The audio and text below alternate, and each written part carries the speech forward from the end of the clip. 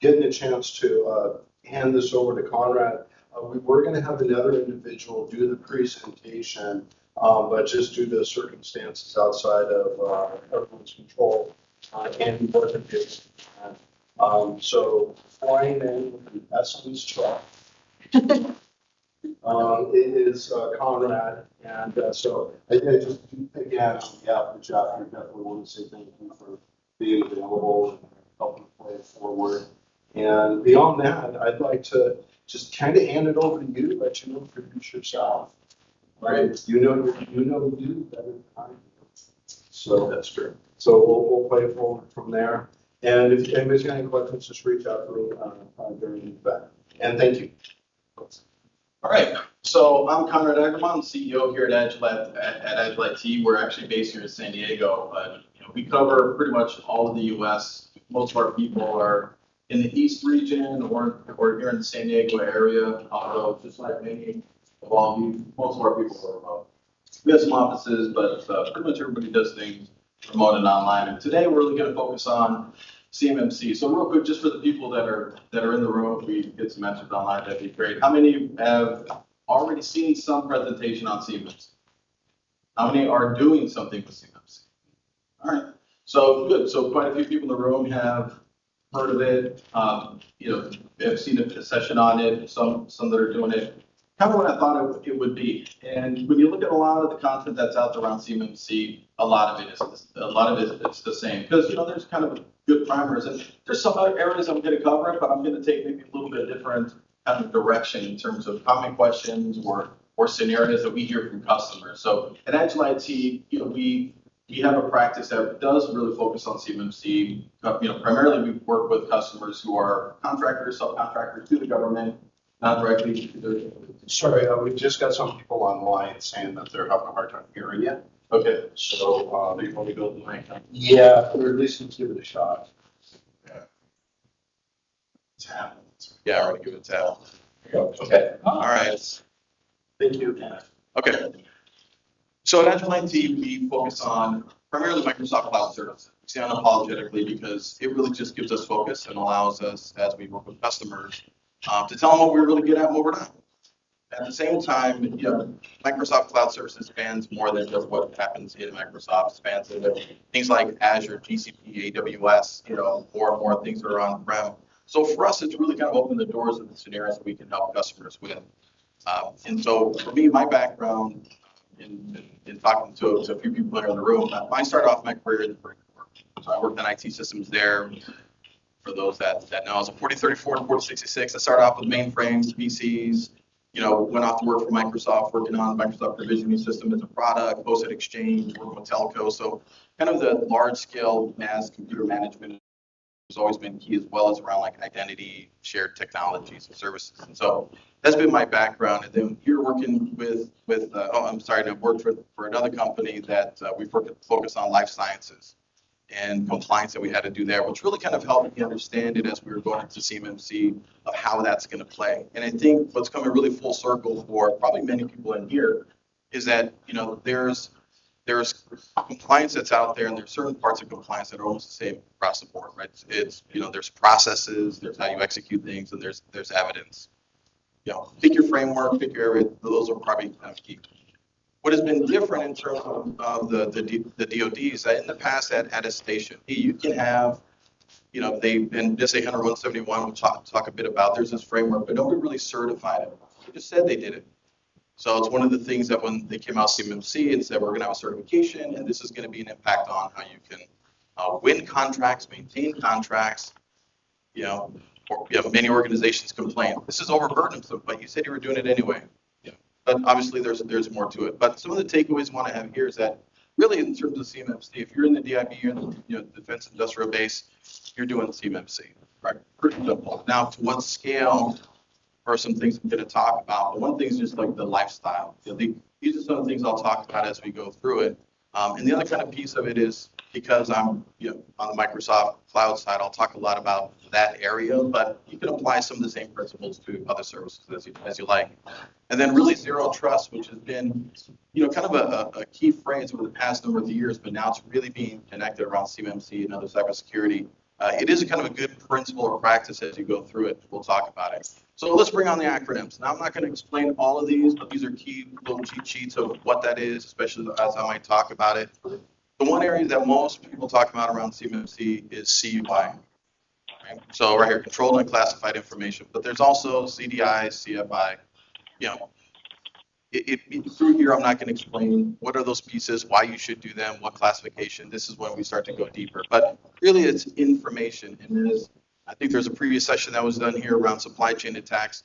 This whole part of it was the DoD needs to make sure that as our suppliers that are out there, even if they're in these smaller pieces, they can be impacted and affected. So we really need to have, we as the greater, DoD and all our contractors, subcontractors, we need to get on the same page of securing our systems because we're related.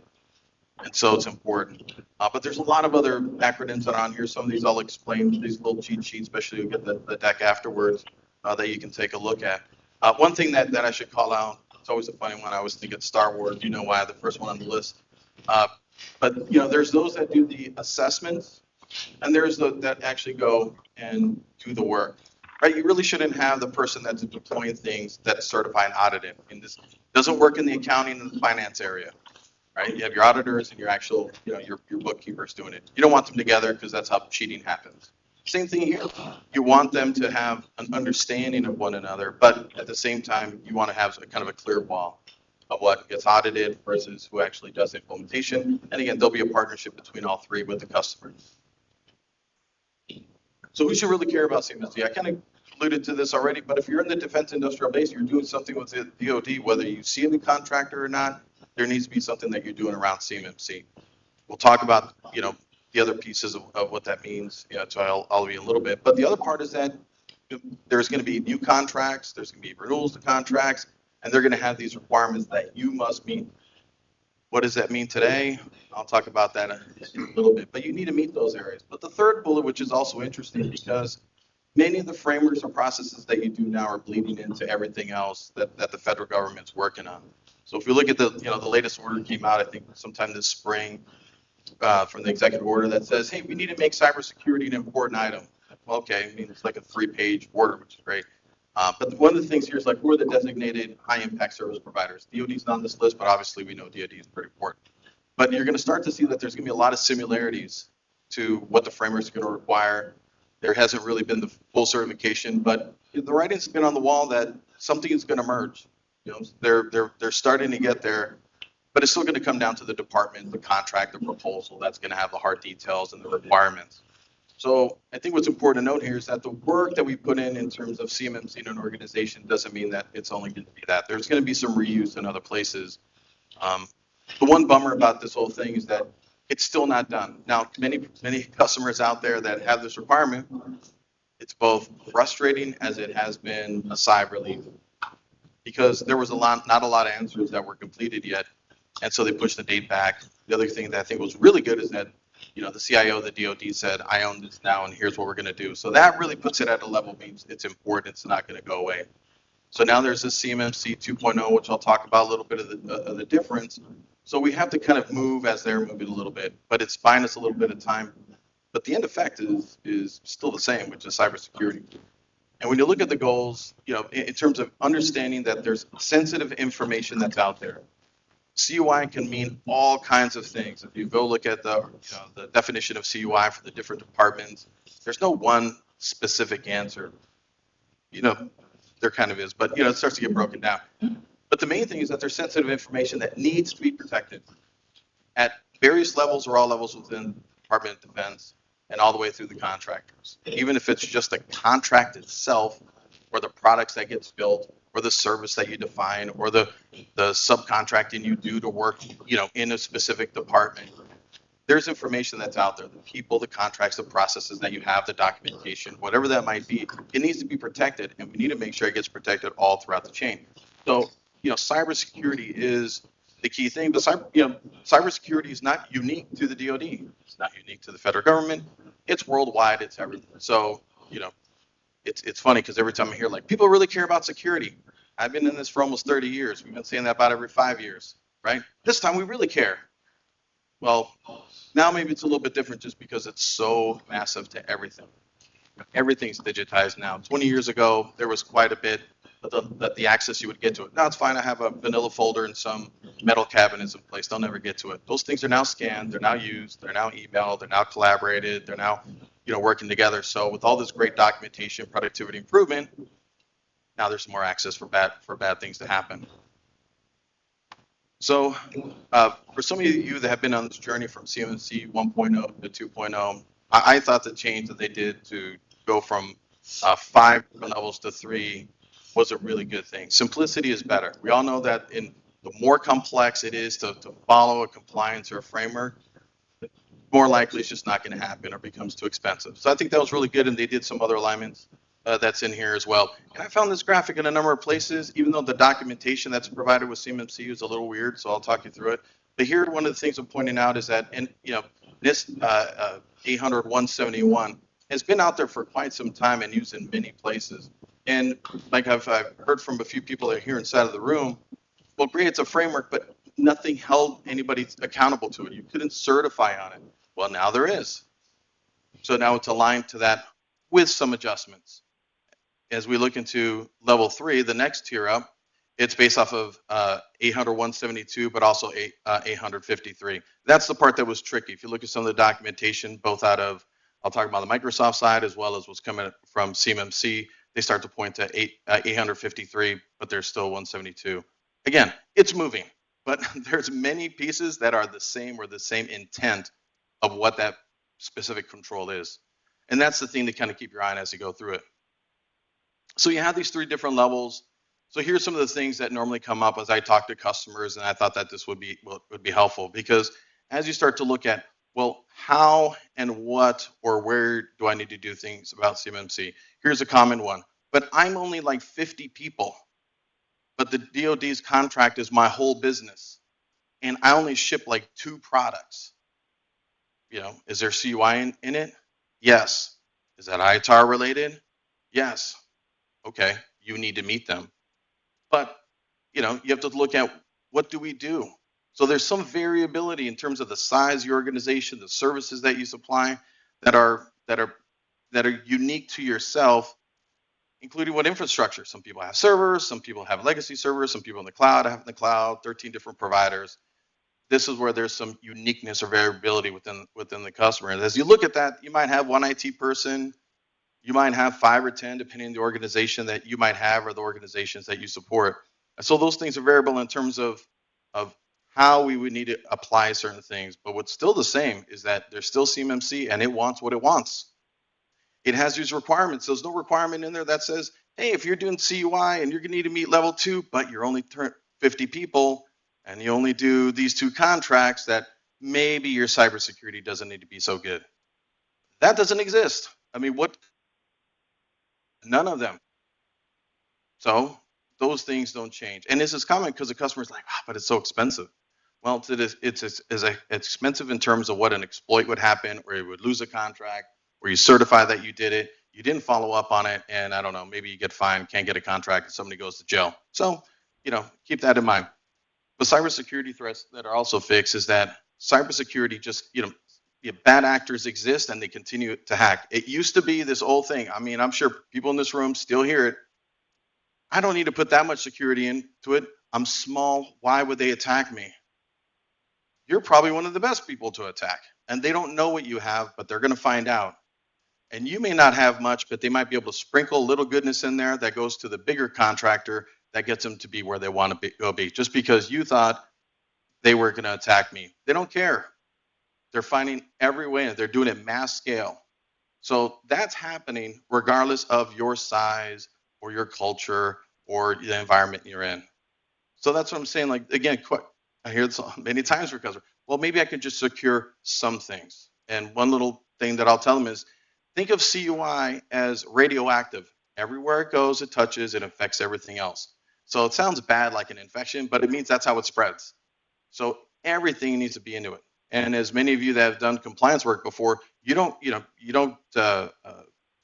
pass compliance just because you say, oh, I run on, Microsoft 365. No, you pass the audit because of everything in it that you run. right? It's the organization, their process, and their people's. You know, you don't just say, well, hey, we certified this one thing, it's great for everybody. It's not the case. And I'll talk a little bit about that as well. So, you know, for us, we do a lot of things in cloud. Yeah, how many of you are doing things that's using some type of, you know, again, if you're doing anything in CMMC or looking to do it, that has some connectivity to a cloud or SaaS provider, right? Probably everybody's like that, right? It's like we're all doing these things. And it's important because as we talk to a lot of other customers and as you start to look at it for yourself, is that, you know, there is a shared responsibility, just like the point that I was making beforehand, right? There, Microsoft, as we're doing it. So again, I'm sorry if I'm being a little too biased on it, but it's what I know. And on the Microsoft side, they're doing their work heavily with DoD, going through their compliance work. That's why there's a lot of times some features roll out in commercial and everybody wants it. It takes longer to get into the government side because it has to continue to pass the operational auditing process, all those things. That's why you pay more for it. So, but what does the customer get? Well, now I don't have to think about where those servers are or access to the servers or who has access to the generator, access to the gasoline, access to those other services, because what if things goes down? They do those things. I have to then think about how I apply the services. How do I configure my services? How do I get evidence for the services? And that's the same whether you're doing something through you know, you have a line of business application, an ERP solution that's integrating with the cloud solution, or ERP that's on-prem, that's working with your Office 365 and working with the AWS service, like all of those things apply. So, but where can you kind of share the responsibilities at what level? This is decided based off the organization. One thing you'll see here is that we look at the policies. There's no one right answer. So one question that comes in, and you know, again, this is just, I'm sure you can find this for every other cloud provider that you might be working with, is that there are some specific places that you want some sovereignty of the environment. And so if you have an ITAR requirement, you're going to need to meet CMMC, and you say, hey, I really, you know, I want to use in this example, Microsoft 365 Cloud Services. Well, then you have to provide the right one that fits it. Many customers ask, well, but I see that on the GCC, Government Community Cloud, is a designation that starts off with FedRAMP. You know, I see that I can do it on the other side, which is cheaper and provides a little bit more functionality. Could I do it there? You know, Microsoft would give guidance that says like, you could, but you really have to take a look at the requirements that you have for CUI, what it's going to need. Oh, you need ITAR, absolutely needs to be over here. So, you know, and some organizations have stayed there, but then they get a contract where they have to meet a strict requirement. Now they have to move over again. So it's something to kind of think of. But the main thing is that, you know, here's just a Microsoft example in terms of a service they provide in different cloud locations. If you're buying something from another cloud provider, you got to ask the same questions. You know, will you pass an audit for CMMC and participate in my audit? So on the Microsoft side, you're going to go through an audit, you know, through CMMC. They're going to say, great, can you send us a certification back from Microsoft? We're like, no, they passed their latest one. Good. They'll participate if need be. They'll give you access for a short period of time for the auditor so they can say that they saw it. So you need to make sure that any SaaS provider, any cloud provider you use, that's the question to ask. Are you going to pass the audit on yourself, and will you participate in my audit? You know, key question. This is the one that'll make them the most nervous. Anyway, so when you're going through this in CMMC, the other place I talked about was on the on zero trust. So zero trust, I'm not going to go through the whole framework, but the basic thing of it is, you know, it used to be like, hey, there was all this complexity, people inside and outside. The old world was, hey, let's just put a big firewall around it. Problem solved. Well, we know now, not just because of the pandemic, but because our devices are moving and data is moving, that's just not the only way to do it. People are bringing their own devices into work. There's identity attacks happening in different places. This just kind of exists as the world today. And if you look at it in terms of a cybersecurity side of it, you know, this is going to help you understand how to apply the policies, the configuration, the processes that still aligns to CMMC to get the work done. And so, you know, part of this is just explaining that there's going to be these initiatives that you need to have, and I'm just going to show a couple more things on this, but that's going to help you give context to what type of policies you're going to have that's going to meet CMMC. I think it's a mistake when people say, well, let's take a look with the policy and think about how we configure it. It's backwards. Think about your organization, knowing that there's a goal in mind, which is to meet the compliance, but we need to have that. And if you design it in a way like that, we're really thinking about how do people access data? You know, what personas do I have? What data and access do they have? How do I keep them productive in a way that doesn't harm them, but protects them? Then we can start to take a look at our data. Now that the data is there, how do we do good governance? Many times people think like, oh, I can protect the file server. Okay, but once they get the file, how do you protect that file no matter where it goes? How do you protect it? You know, information protection or whatnot, if there's hacks, if there's data loss, and then what's our process and operations around security? So if you kind of take the zero trust model around how do we think about our data, you know, how do we start to really think of the whole chain of who accesses it from where, how long, how do we get the evidence, are we logging it all together?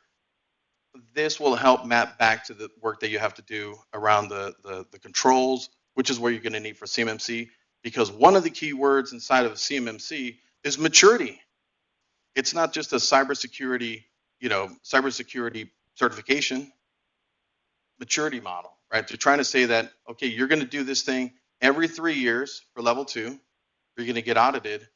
But if in there you have an attack, or in there they want to do an audit, and they see that you're not keeping it up, your processes aren't there, you don't have evidence of your process of making changes to ensure that the identity access that you said you're supposed to have is being implemented on a somewhat regular basis. They don't tell you how long. They don't say every day, every week, every month, every quarter, every year, but they say like, what is it? Did you meet? Did you do something? So maturity. So something to keep in mind. Part of that understanding the maturity and reviewing it, I think that zero trust is a really nice framework to continuously look at what we're doing. Can't just set a folder access and walk away. You have to evaluate all the time. So there's a lot of controls here in this example, and I put links here at this bottom slide and at the end is that there's something called the Microsoft Placemat, CMMC Placemat. It's a really handy tool. It's a spreadsheet. Take like 5-10 minutes to play with it and you'll understand it. But essentially in here, you can select the license that you have, the level that you want, and then the grading that it has here in the colors starts to tell you how much Microsoft services can facilitate that control, which is handy because you might want to know, well, hey, I do have this license, but I have these other vendors that do other things. Fine, right? This will just start to help kind of line those things up. Or if people decide to move, you go down lower in the spreadsheet, you'll start to see where Microsoft's saying, hey, how much responsibility is Microsoft going to have with those controls, and as opposed to what you're going to have. So again, you have to apply your policies for things like conditional access and multi-factor authentication, but they're running the service, right? They run the service, they have their servers, who manages and all that, but you have to put the policies to affect it, right? If you don't do your part, their part doesn't matter. This view right here, so if we look down, if we go to one in the placemat, select a control, let's say we select access control, this one says level 1, it's going to be a cute thing, you'll see here in a little bit, that's funny, but 3.1.1, and this basic text, you know, I'm going to read it, which I hate reading slides, but limit information access to authorized users, processes acting on behalf of authorized users or devices, including other information systems. I don't know how to apply it yet. It's giving me some ideas of how to think about it, some examples of other kind of aligned evidentiary documentation I might have. But what does this mean if I'm running everything in Google? What does it mean if I'm running all my infrastructure as servers in AWS? Doesn't say anything, right? It's up to all of you. It's up to the vendors. It's up to the collection of vendors to come together and figure out what that is. So there is a document called Microsoft Technical Reference Guide for CMMC. They just put out a preview for level 2, so it's really nice. That same control. Now in here, you'll see that same writing, mapping to the controls, tells you this one I was saying, where it maps to 853 mapping, but it also does the 172. Weirdness, I know, this is part of the love and hate part of it. And then the primary services you have, there's more documentation underneath to give you guidance, but it doesn't tell you, do these 5 policies, put it in this way, make sure to review this. That's up to you. Or, you know, companies like myself, and there's other organizations that focus on this because we read this. But there's no one definitive answer. And if anybody's gone through an audit or been an auditor, you know, they're going to say, I don't have answers for you either, because then I'm your implementer, but I'm looking for these sorts of things. All right. So this is just a part of understanding to meet CMMC level 2, there are requirements you have to make. And depending on the environment, the number of people you have, the servers, cloud devices, vendors you have, all of that has to come into having answers for this. So, again, just going down, a little bit deeper. So here's another example, same document. This one says, hey, there's stuff from 800, 171 and 853 mappings. The reason why that's beneficial is that this is the actual control in CMMC. You see the text, but it refers to the other mappings because a lot of times those documents from this have more detail. So you want to go look at those things. And they have other examples, and you might have already done an SA 171 audit through somebody else, and you can leverage it. So that's the nice thing about it, is that it's built on that framework. CMMC is not new.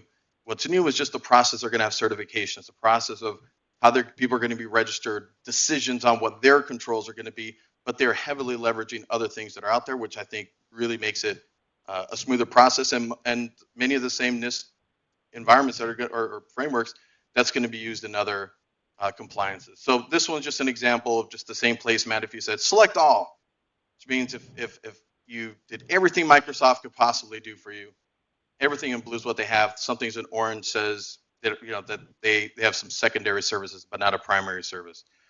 And if it's something, or red text means they have zero for it. And that one's normally, I think, like physical security or something like that, or personal background checks. Anyway, so it's a good tool. You can take a look at it, if you're going to do something Microsoft 365 or not. But again, from a zero trust, here there'll be things around Microsoft services, but you replace it if you're doing something like Okta, Ping Federate, if you're doing AWS identity services, but you'll see the alignment. But in general, you look at the different places that you need to protect, right? Devices, it used to be to protect laptops. Laptops never left the building. Desktops don't leave the building. Not true anymore. They leave all the time. And one part of it, zero trust. I mean, I wouldn't do it this way, but if you thought in the office, like we had no firewall. Of course, you're going to put a firewall. But if we had no firewall, how would I design the endpoint protection for all of my devices?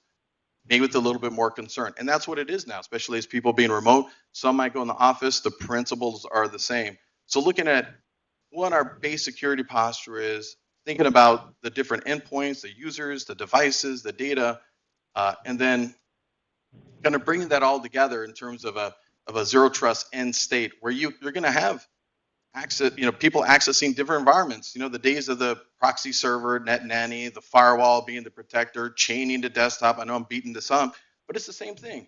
And if you design it from this way, as you're doing your CMMC implementation or your auditing, then it's going to help you give a little bit more context. One last thing I'll kind of cover on this, as I know I think I'm getting a little closer on time, is that the world is also, as you've seen here in the top right-hand corner. So if we kind of look over in this environment here, even though I'm sitting here talking about Microsoft Cloud Services, because I worked there for a long time, we love it, that's our focus. Organizations have other cloud providers, and you need some way to be able to manage it. Even if you were doing everything on Amazon, everything on AWS, and probably had some Office 365, you're still in the same boat. So you have to protect all of those things, not just, hey, well, can I just protect the cloud part of it with CMMC and not worry about my servers? Is there an opportunity for a user that has, let's say, access on their desktop to access both? Yes, it counts. Goddard's going to look at everything that all people have access to, all the services that you have. You have to protect all of it. And the risk is that, and it's tough right now because it hasn't been fully ratified, and you can't have a roadmap. I mean, it's been nice because they're a little bit more understanding. But once this train gets going, you don't want to get left behind and find out that you're willing to take some risk, but now the risk is big, right? Because now you lose contracts or fines, which is a big one, or somebody get arrested. It happens. So anyway, hopefully from the CMMC part of it, as I was talking about here, I wasn't trying to go through all the basic things. There's a lot of information that's out there in CMMC 2.0. There's changes that's happening all of the time, and new directions and guidance, a lot of really good resources. Here I just wanted to talk a little bit about, again, what it is in terms of it being a kind of a framework here. I have some other resources. It's no fun staring at links, so I'm just going to pass it, but it's in there for you. But cybersecurity is a whole lifestyle that has to happen. One thing I'll just make note of is that I have seen customers that spend a lot of money, a lot of time. Their organization went through huge pain and changes in moving from, a mix of on-premises, commercial, Microsoft going into Microsoft GCC High, which specifically for them to do ITAR and all that. And everybody went in there. MFA, conditional access, I mean, a lot of great stuff. Mobile device management, and they still got hacked. Who's the person that got hacked? The CEO. The CEO says, I want all of them to have it, but I don't like hitting this extra, approve, on authenticator. I think it's stupid. His device got hacked. His email and services, they said, hey, send some money to this other place. The county said absolutely, because when he sends the email, he wants it done really quickly, and money's gone because he said, I don't want to change. The change has to happen for everybody, or else it's a waste. It's the things that the C-suite has to understand, things that managers have to understand, things your customers have to understand. Especially as you're working together. But for me, I think the CMMC has been great. I mean, even if we weren't in this business, you would want to see that something like this was happening in the federal government, because we pay a lot of taxes for things. There's a lot of threats that are out there, and by God, we can solve this problem. So it's out there. So anyway, so I think looking at other places like cloud providers can kind of heal or ease some of the burden of trying to figure every single thing out of how you're going to do the deployment. But one thing is, you cannot pawn this off. You cannot just say, I'm going to pick one vendor that's going to make sure that it's deployed, configured, documented, and I have to think about nothing. I just sign my name when the auditor comes. Good luck. They're not going to know as much as you. It's going to be a team of people that you trust, that's going to do your auditing, that's going to give you guidance, the team that's going to do deployments. But it's something that all customers have to understand and participate in, because you should know it and drive it. So zero trust, I think, is a good framework. It has to be a cultural thing. Everybody has to change, but it's for the right thing. So anyway, that's kind of the main content that I wanted to go through here. Hopefully I give you some perspective, and I'd love to hear any questions that you all might have. Yes.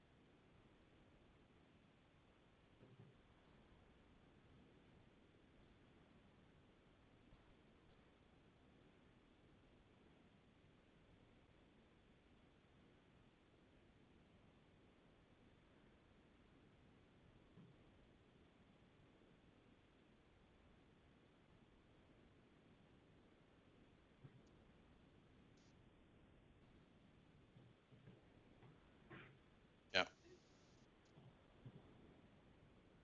So repeat the questions. Okay. So I'll give an abbreviated version of the question. But so I think the question is, there's a lot of questions come for customers around the assessors and the assessments, because even now with CMMC 2.0 not fully ratified, people trying to get a head start with assessments.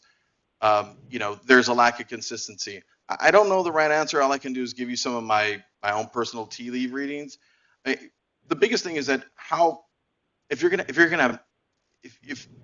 if in the next 3 years you're going to want to have at least 60 to 70% coverage of certification throughout the DIB, and you have like 10,000 organizations or more that are out there that are not going to pass it on their first time, they're going to need to plan it again, and you got to do it every 3 years. I think the biggest question is, how can you actually educate, train, and revalidate the assessors at scale? I think that's the biggest problem. So my hunch is that the DoD understands this, and one of the reasons why they wanted to slow it down, because if they were going to go full on and say, yes, it starts now, but they couldn't make the commitment from the auditors, now there's a high risk and people will just stop doing it. So I have a feeling that they're probably going to figure out how to maybe bring more of that in-house, maybe do it by size, and have, I know that the one of the things I had pointed out in here Used to be, was it the CMMC AB? Now they called it Cyber AB. You know, that might be leaning towards something else. I don't know, but I don't know what the right answer is. That either DoD is going to do it, or they're going to huddle together with some of those and kind of new cyber effort around the federal government to get broader things. There's auditor practices that are out there. Has been doing it for years. I think they're going to try and lie into one of those, but that's my hunch. Any other questions? Hold on.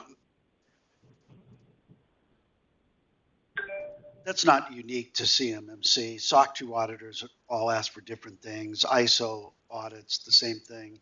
I don't think you're going to easily solve that problem where they don't ask for different things in the audit.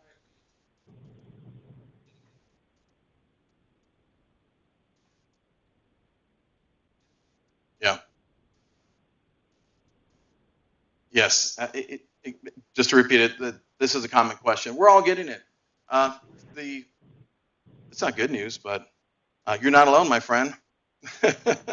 So, sometimes I'm like, am I the only one with this question? Everybody knows it. This has been a great productive meeting. But you're amongst friends. There's still that frustration, and the primes are going to push down what they want because they're sensitive. That's about it. Other questions? About the interaction maybe between CMMC and FedRAMP. Oh. And that's pretty much it. Hop down the FedRAMP path. Can you talk about the interaction with FedRAMP, or if they're separate, or if they're overlapping and they're going to be combined somehow? Well, I definitely don't know the inner working side of it. I'm just not that connected to those organizations, but it is interesting, especially with like SaaS applications, and you want to put them into the FedRAMP marketplace, that they have their own set of requirements. But FedRAMP is for the whole federal government, right? So they're saying, here's our ratings. You can do, there's low, moderate, high. You have to pass it, and a lot of times that ranking on the FedRAMP High side tends to lean also to, on the Microsoft side, the GCC High side, which is also for FedRAMP designation. But you could still do things in FedRAMP High. You could be doing them in GCC High, the Microsoft side of it, but you're doing it because you have a contract with Homeland Security and they have some other requirements, or the DOJ that needs to meet other requirements. So, you could still do the CMMC certification in the same environment that you have, but it's just different policies. But again, this is where it's like, if there's enough that's in FedRAMP, that's going to map. And they're even mapping some things to NIST, but sometimes they have their own specialness that goes on as well. And they have their own auditing process, but that's hit the marketplace and that's to sell to them faster. So it's like this whole environment's intertwined, but they're not really intertwined. I don't have a great answer for your question. Yeah. Any other questions? Yes, hold on now.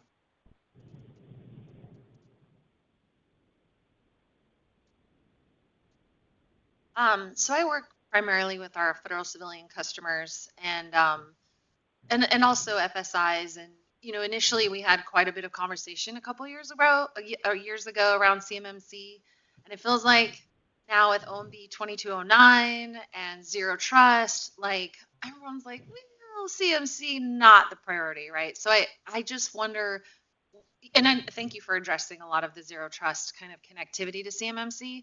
But then a lot of our customers are starting to talk now about, well, is there going to be a certification that's coming for Zero Trust that, again, because of the mandates of OMB 2209. So I wonder if you or anyone else in the room, has had this conversation or hears this buzz or sees something around that formulating. So just curious. Let me go back to this because I think it might help. Should have done that before I walked over.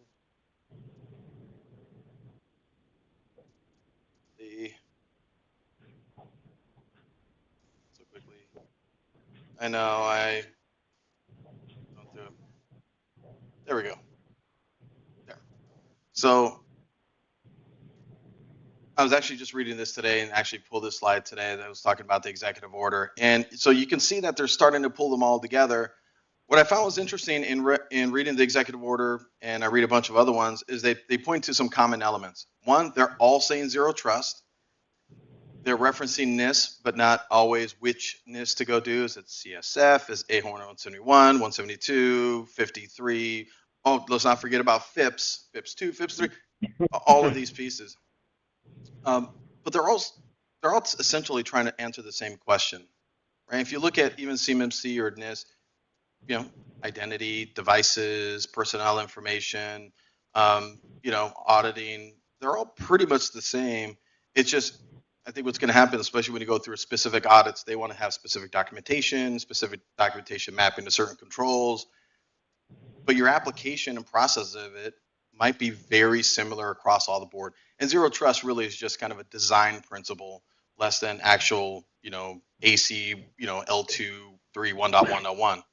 So they're just more of like, how do you look at devices and data individually and protect that versus just firewall this thing and just being more granular in the control. And that's when I talk a little bit about the enterprise side of it is, you know,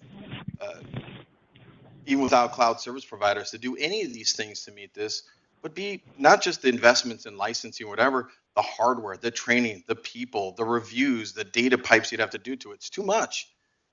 You're going to have to use some cloud service providers in whatever way you have to do it in order to just manage any kind of scale. And even if you look at the Microsoft architectures, things we specialize in, it's a lot of stuff. Just imagine if you couldn't even do it that way, it'd be even harder. But at least now that there's a reason or framework to go follow. So I think that a lot of the NIST frameworks, whether, you know, and it, again, like the program offices you're going towards, are they going to be more 800-171, CSF, like, but to some degree, it's like, if you don't know which one to choose, pick one, right? They're going to align and do a lot of standard things. So hopefully that answers the question. I don't know if anybody wants to add to that. Neil Packard. I used to be an auditor at the Department of Veteran Affairs, and one of the things I've recommended to people in particular is because of exactly just what you guys have been saying, and even for the assessor, you know, it's like, what do I do? How do I address all these different requirements? And as a starting point, especially if you're new to it or you're just trying to like have a baseline, the CSF is probably your best bet in that regard, because at least there it covers most of the crossover of requirements and things like that. I mean, you know, to be honest, 171 and all the other, you know, they all come from the 853, right? So, you know, it's the CFS is probably a good baseline to start with. That's what I would say.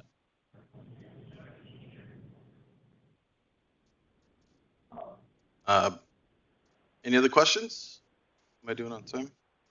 Sorry, is that okay?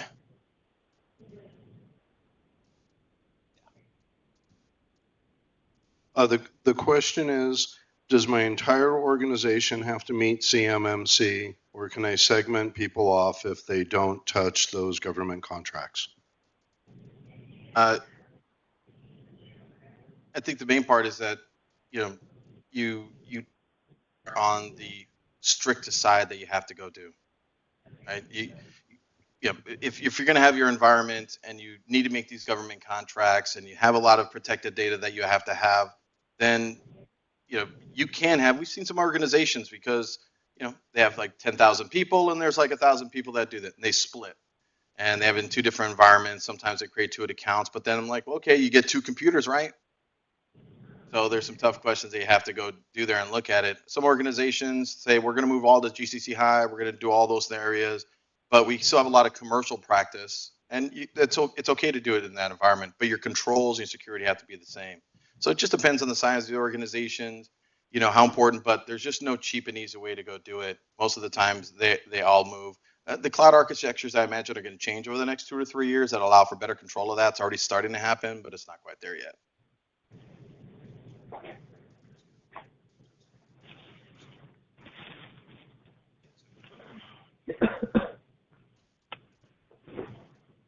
Yeah, I mean, it's so in terms of could this play into when somebody's going to do an audit and how it's going to be interpreted? Again, and I'm not the auditor, but I'm, you know, looking at past audits, you know, they're trying to assess risk. You know, they're going to look at risk as being the highest thing, and one is the harder it is for the auditor to understand what you're doing, how complicated, and they don't think you could do it. Most likely, they're going to fail you.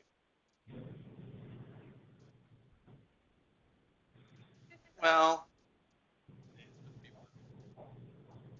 We just had our pre-assessment with DIPCAT audit, and we focused around and narrowed down to CUI data.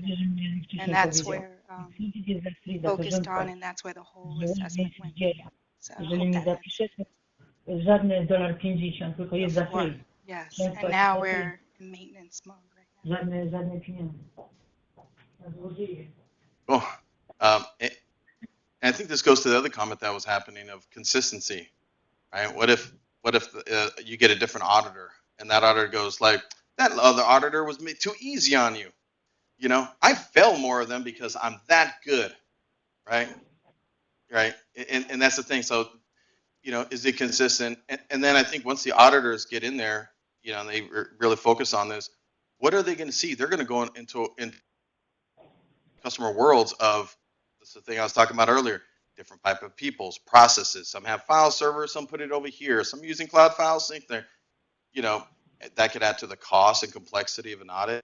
Sometimes too much complexity where you like, I have it under control, but the auditor doesn't understand it. It may cost you more to complete an audit.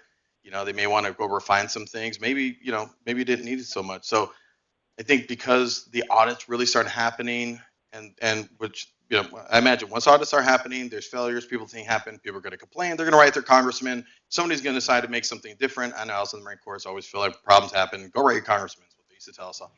Hold on.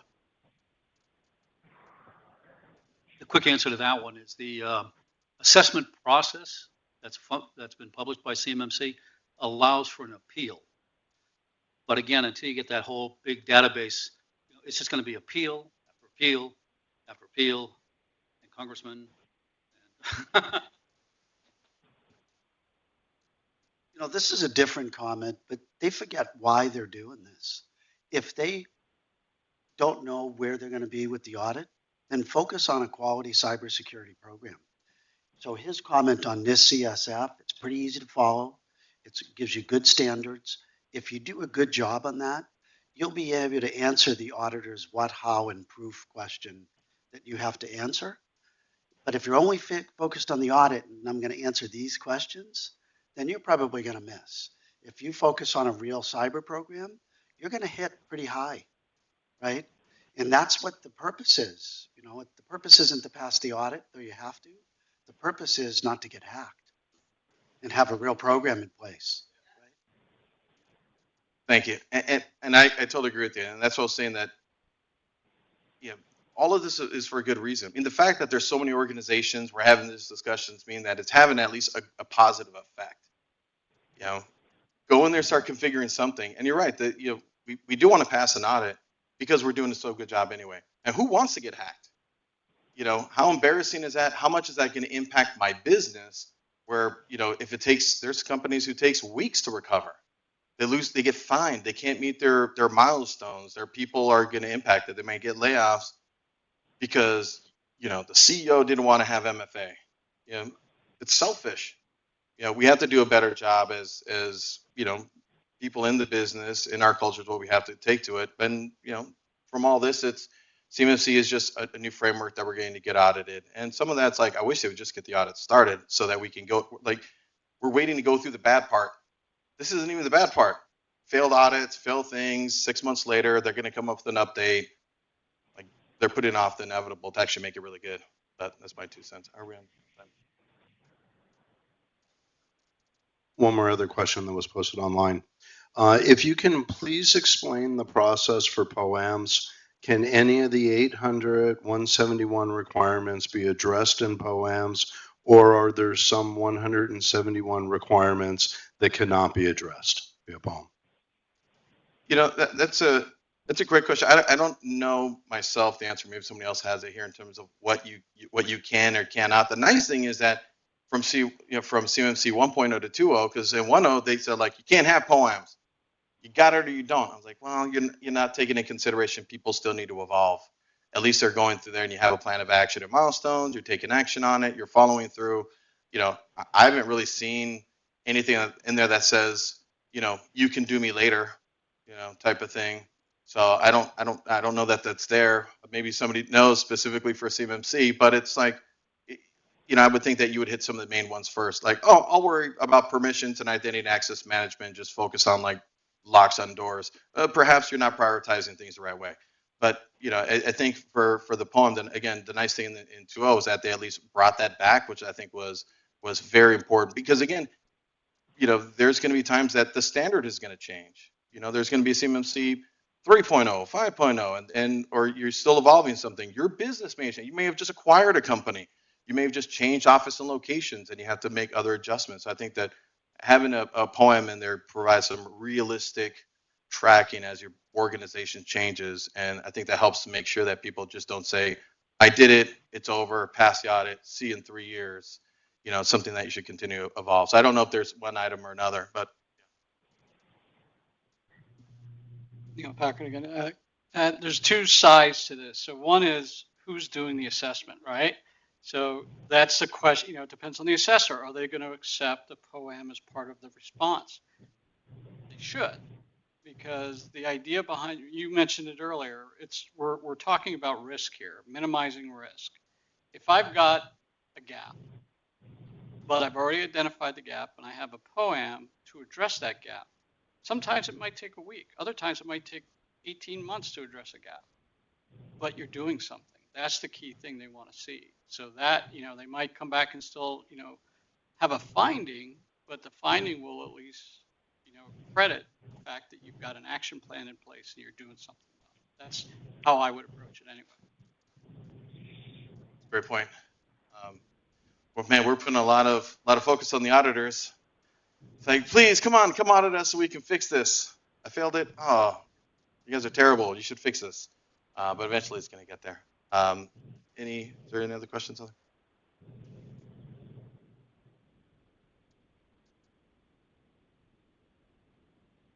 right.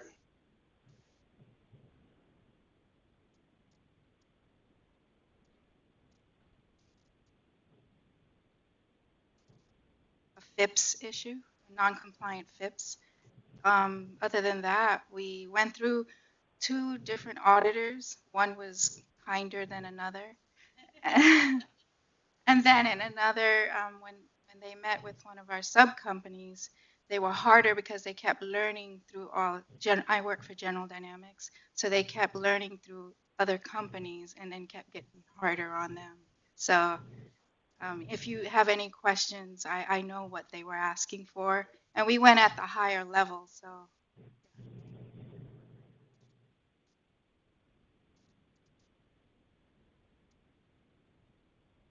Does anybody else have anything else? If not, we're good and we can wrap. Thank you. Yeah,